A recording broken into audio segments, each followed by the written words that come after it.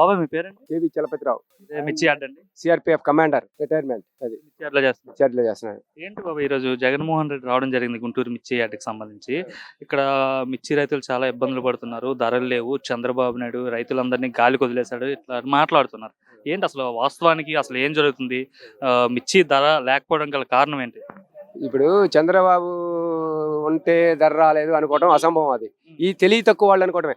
జగన్ వచ్చాడు అంటే వాళ్ళ లబ్ధి పొందడం కోసం రాజకీయ నాయకులు ఎత్తుగడలకు పై ఎత్తుగడలు వేసేసి రైతుల్ని అన్ని కార్మికుల్ని నానాకు ఇబ్బందులు పెట్టడం తప్పితే ఏమీ లేదు. కేంద్రం ఆమోదిస్తే రేట్ వస్తుంది, అంతేగాని చంద్రబాబు వల్ల ఏమీ కాదు. చంద్రబాబు అనుకోవడం పొరపాటు, మూర్ఖులు అనుకోవడం కూడా నా దృష్టిలో. ప్రభుత్వంలో ఉండి చంద్రబాబు రైతుల్ని పట్టించుకోవట్లేదు. నేను అధికారంలో ఉండేటప్పుడు రైతులంతా చాలా హ్యాపీగా ఉన్నారు, ముఖ్యంగా మిర్చి రైతులు ధర కూడా బాగా పలికింది, మిర్చి రైతులందరికీ మా ప్రభుత్వం అండగా ఉందని ఆయన చెప్తున్నాడు కదా, మరి కరెక్ట్ కాదా ఆ మాట? జగన్మోహన్ రెడ్డి గారా ఇప్పుడు రైతులకు అండగా ఉన్నాను అనుకుంటే ఎంతమంది ఆత్మహత్యలు చేసుకున్నారు రైతులు? అందరి ప్రభుత్వంలో రైతులు ఎప్పుడు ఆత్మహత్య, రైతే రాజు అన్నారు ఒకప్పుడు. కానీ ఈ రోజు రైతు ఎక్కడో వలస వచ్చి అపార్ట్మెంట్ దగ్గర సెక్యూరిటీ గార్డుగా ఉంటున్నాడు. ఎందుకు? జగన్ ప్రభుత్వంలో రాలేదా? ఈ రోజు అంటే చంద్రబాబు వచ్చిన తర్వాత మిర్చికి ధర లేదని చెప్తున్నారు. మరి 2014 నుండి 19 వరకు గతంలో చంద్రబాబు అధికారంలో ఉన్నారు కదా, సో అప్పుడు ధర ఉందా? అప్పుడు కూడా ఈ మాదిరిగా ధర తగ్గిపోయిందా? అప్పుడు ధర ఉంది. అప్పుడు 18,000 అమ్మాం కదా. మన రీసెంట్ గా పోయిన లాస్ట్ ఇయర్ లో 23-25 దాకా అమ్మాం. ఇప్పుడు ధర లేదంటే కేంద్రం పైన ఆర్డర్లు లేవు. ఇప్పుడు 10 మంది కొంటే ఒక రైతు అమ్ముతుంటే 10 మంది కొంటారు. 100 మంది రైతులు ఇప్పుడు కొన్ని దాదాపు 1,50,000 సరుకు వచ్చింది అటుకు. ఆసియా ఖండంలో పెద్దది మన గుంటూరు. 1,50,000 సరుకు వస్తే కొనేవాళ్ళు ఎంతమంది ఉన్నారు? ఆర్డర్లు ఎంతమంది కొన్నాయి? ఏంది అది ఆలోచించుకోవాలి. ప్రభుత్వం తరపున అయితే తప్పులేదు అంటారు. దీనికి తప్పులేదు. ప్రభుత్వం అనుకోవటం కూడా మనం పొరపాటు. అది చంద్రబాబు ఏం చేస్తాడు? చంద్రబాబు రైతులను పండించొద్దు అని చెప్పాడా? చెప్పాల. పండించొద్దు అని చెప్పలేదు. వాళ్ళ పని వాళ్ళు చేసుకుంటున్నారు. వ్యాపారస్తులు కొనొద్దన్నాడా? వాళ్ళ వ్యాపారం వాళ్ళు చేసుకుంటున్నారు. ఎవరు ఎలా ఉండాలి అనుకున్నా వాళ్ళు ఆర్డర్లు ఉంటేనే కొనుక్కుంటారు ఎవరైనా. అన్ని కంట్రీలకు వెళ్తాయి. దాదాపు ఇప్పుడు 13 కంట్రీలకు, మన గుంటూరు నుంచి 13 కంట్రీలకు వెళ్తాయి మిరపకాయలు. అన్ని కంట్రీల నుంచి ఆర్డర్లు తెచ్చుకొని వ్యాపారస్తులు అంతా తెచ్చుకోవాలిగా. వాళ్ళు ఇచ్చే ఆర్డర్ని బట్టి వీళ్ళు కొనుక్కుంటారు. అంతేకాని వీళ్ళు జనాల్ని మోసం చేసి చంద్రబాబు మోసం చేశాడు, చంద్రబాబు వస్తే వర్షాలు పడవు, చంద్రబాబు వస్తే మిరపకాయలు రేట్లు ఉండవు, ధాన్యం ఎన్ని అసంభవం అనుకోవడం పొరపాటు. అంటే అంటారు కదా, చంద్రబాబు వస్తే నిజంగానే కరువు వస్తుంది, పంటల పండు, చంద్రబాబు రైతు వ్యతిరేకని మాట్లాడుతుంటారు కదా చాలా మంది. మరి అప్పుడు అన్నారు 2014 నుంచి 2019 దాకా ఉన్నాడు కదా చంద్రబాబు. మన స్టేట్లోనే వర్షాలు ఎందుకు? అన్ని స్టేట్లో కూడా పడలేదు కదా. అప్పుడు అన్ని స్టేట్లో కరువు వచ్చింది కదా. మనొక్క స్టేటే కాదు కదా, ఆంధ్రప్రదేశ్ ఒక్కటే కాదు కదా. తెలంగాణ వచ్చింది, గుజరాత్ వచ్చింది, మహారాష్ట్ర వచ్చింది, ఛత్తీస్గఢ్ వచ్చింది, మేఘాలయ వచ్చింది, జార్ఖండ్, అన్ని స్టేట్లు వచ్చింది కరువు. ఎందుకు వచ్చింది? అన్ని స్టేట్లు చంద్రబాబు ముఖ్యమంత్రి, ఓన్లీ ఆంధ్రప్రదేశ్కే ముఖ్యమంత్రి చంద్రబాబు అనుకోవటం పొరపాటు. వాతావరణం అనుకూలించి ఋతుపవనాలు సరిగ్గా వస్తే వర్షాలు పడతాయి, చంద్రబాబు వస్తే వర్షాలు పడవు అనుకోవడం పొరపాటు. రైతులకి గిట్టుబాటు ధర ఉండదు అనుకోవడం కూడా పొరపాటు. కేంద్రం ఆమోదిస్తే ఇక్కడ రైతులు గిట్టుబాటు ధర వస్తుంది. జగన్మోహన్ రెడ్డి ఈ రోజు అంతా హడాహుడిగా వచ్చి హుటాహుటిని ఇక్కడ మరి మిర్చి యార్డ్లో రైతులు కలిసి ప్రెస్ మీట్ పెట్టారు. అది అంత అసంభవం తమ్ముడు. జనాల్ని మభ్య పెట్టడానికి. ఇప్పుడు జనాలు వచ్చారు, ఈ యార్డు లోపలికి ఎందుకు రాలేదు? అక్కడ ఎంట్రన్స్ గుడి దగ్గర ఆగి జగన్ వచ్చి ఎందుకు లోపలికి రాలేదు? అయినా అసలు రావడానికి రూల్ లేదు. రేపు ఎమ్మెల్సీ ఎలక్షన్లు ఉన్నాయి కానీ వచ్చాడు. ఎందుకు వచ్చాడు? గుంటూరు ఎలా ఉందా? లేదు. పర్మిషన్ ఇచ్చారా? ఇవ్వలేదు. పోలీసులు బయట నిలబడ్డారు. వచ్చి జనాలు ఏమైనా అటు ఇటు నెట్టారా? పోలీసులు రోడ్డు మీద నిలబడ్డారు. పోలీసులు కూడా పర్మిషన్ లేకుండా వచ్చాడు. కానీ జనాలు ఎవరి వాళ్ళకి మనకెందుకు, మన పని మనం చేసుకుందాం, మన పని మనం. వచ్చిన 100 అంబటి రాంబాబు వచ్చాడు, ఒక 100 మంది తెచ్చుకున్నాడు. వాళ్ళు వచ్చారు, ఒక 100 మంది, ఒక్కొక్క ఎమ్మెల్యే ఒక 100 మంది తెచ్చుకున్నారు. వచ్చిన 1000 మంది స్వచ్ఛందంగా వచ్చిన రైతులు కాదా? ఇక్కడ యార్డులో రైతులు మిరపకాయలు అమ్ముకోవడానికి వచ్చిన రైతులు, వెళ్ళిన రైతులు అక్కడ. మన జగన్ వచ్చాడు చూద్దాం రాండి అని వచ్చి వెళ్ళిన రైతులు ఎవరూ లేరు. అది రాంబాబు ఇట్లా వాళ్ళే తీసుకొచ్చారు, తెచ్చుకున్నారు. కానీ జనాల్ని వాళ్ళు తెచ్చుకున్న జనం అక్కడ కనీసం మాక్సిమం ఒక సీఎం, మాజీ సీఎం వస్తున్నాడు అంటే పర్మిషన్ తోటి కనీసం ఒక 50,000 నుంచి 1,00,000 లోపు జనం ఉంటారు. కానీ ఈరోజు అక్కడ ఎంతమంది ఉన్నారు? 1,500 లోపు, 1000 పైన ఉంటారు. అంతే కష్టం.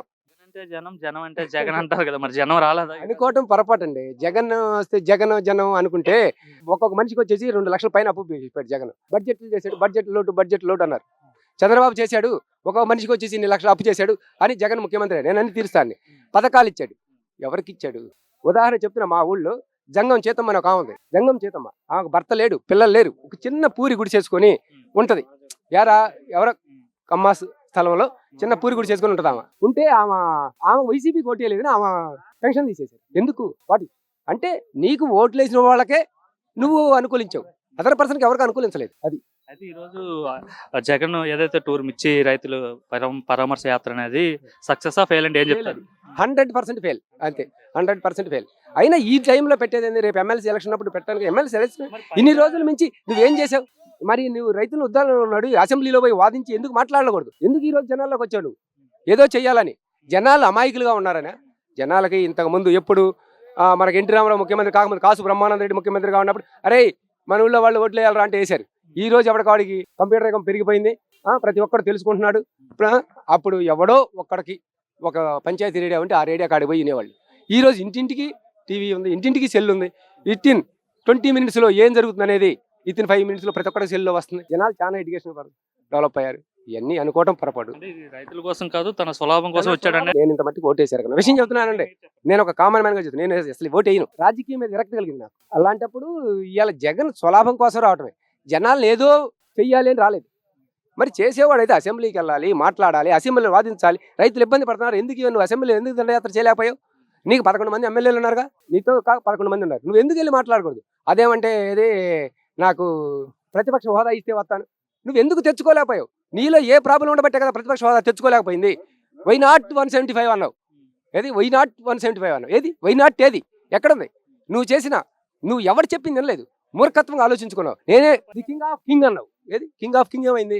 బొంగ బొంగ. అసలు జట్ల సెక్యూరిటీ ఉన్నా సరే పోలీసులు అంటే చంద్రబాబు నా భద్రతను కూడా ఇవ్వట్లేదు, పోలీస్ సెక్యూరిటీని కూడా ఇవ్వట్లేదు అని చెప్పేసి ఆయన మాట్లాడుతున్నారు. ఇప్పుడు తమ్ముడు ఒక ముఖ్యమంత్రి కాకుండా ఒక కుటుంబం గురించి మాట్లాడతాను నేను. ఇంట్లో ఒక తండ్రి ఉన్నాడు, 4 కొడుకులు ఉన్నారు. అర్థమైందా? నువ్వు చేసింది అబ్బాయి ఈ రోజు ఇలా చేస్తున్నాను అబ్బాయి అని తన కన్న కొడుకులతోనే సంప్రదిస్తాడు. నువ్వు ఒక ముఖ్యమంత్రివే, నీ దగ్గర 150 మంది ఎమ్మెల్యేలు ఉన్నారే, వీళ్ళందరూ ఎందుకు సంప్రదించి నువ్వు చేయలేకపోయావు? ఆ రోజు ఎందుకు చేయలేకపోయావు? ఎవరు చెప్పింది అనలేదు. నేను ఒక్కటి చేసిందే కరెక్ట్ అన్నావు. ఆ రోజా ఇడుదల రజని పక్కన చేరి అన్నా మనల్ని హ్యాపీ అలాగమ్మా అని ఇలా చెయ్యి ఇలా ఊపేవాడు. ఏది ఇలా వస్తా అంటున్నాడు కదా ఆయన. రేపు రావటం 30 ఏళ్ళు అంటే ఈసారి 2.5 కాదు, 30.8 కాదు బ్రదర్, 2.5 అని మీరు చెప్పారు. 2.0 అంటే ఏంటో తెలుసా? 48 years వచ్చింది. 48 years 2.0 48 అంటే ఒకటి ఓ వచ్చిన తర్వాత 24 వచ్చింది. ఒకటి 2 అంటే 2 24 ఎంత అవుతుంది? 48 అవుతుంది ఓ అంటే. అదే 2.5 అన్నావు అనుకోండి 20 సంవత్సరాలు వచ్చింది. గుర్తుపెట్టుకోదు. అంటే నీకు చెప్పే అంత నాలెడ్జ్ నా దగ్గర లేకపోవచ్చు. అది రాజకీయ గ్రాఫ్ కోసం, మైలేజ్ కోసం, రాజకీయ స్వలాభాల కోసమే ఎవరు చేసినా, జగనే కాదు ఒకరు కాదు, రాజకీయ స్వలాభాల కోసం జనాల్ని మభ్యపెట్టడానికి. ఇప్పుడు జగన్ మర్చిపోయాడని జగన్ అసలు ఎవరు గుర్తులేదు. ఇంతమంది ఎలక్షన్ జరిగిన తర్వాత జగన్ గుర్తులేదు. కానీ జగన్ ఉన్నాడు అని అనిపించుకోవడానికి, జనాల్లో మళ్ళీ ఉద్రత రేపడానికి ఈరోజు మిర్చి ఆడికి రావడం. మిర్చి ఆడికి మీటింగ్ అక్కడ పెట్టుకోవాలనుకుంటే ఏదైనా కళ్యాణ మండపం తీసుకునో లేకపోతే ఎక్కడ పెట్టుకోవచ్చు మీటింగ్. ఇక్కడ కూలి పనులు చేసుకుని 50,000 మంది కార్మికులు ఉంటారు ఇక్కడ. దిగుమతి వాళ్ళు అయితే ఎగుమతి వాళ్ళు అయితే మొత్తం 50,000 మంది. ఇక్కడికి వచ్చి జనాలందరినీ ఎంత ఇబ్బంది పడ్డారు. నువ్వు వచ్చిన 3 గంటలు అక్కడ వ్యాపారాలు ఎంత ఇబ్బంది పడ్డాయి. రైతులు కాటాలు వేసుకోవడానికి కూలి వాళ్ళు లేక ముఠా వాళ్ళు వెళ్ళకపోయారా? సెక్యూరిటీ లేక. నువ్వు అక్కడ పని చేసే కాడ కాదు, మీటింగ్ పెట్టుకోవాలి, నీ ఇష్టం ఏదైనా చేయాలి. జనాలందరూ నాకున్నారు, నా బలం ఇది అనుకోవాలనుకుంటే ఎక్కడ కళ్యాణ మండపంలో లేదా పెరట్ గ్రౌండ్లో పెట్టుకో, ఇబ్బంది లేదు, నో ప్రాబ్లం. ఇక్కడ పని చేసుకునే వాళ్ళ కాడికి వచ్చి నువ్వు ఇబ్బంది పెట్టి జనాలు ఇబ్బంది పట్టడం ఎందుకు? Okay, thanks.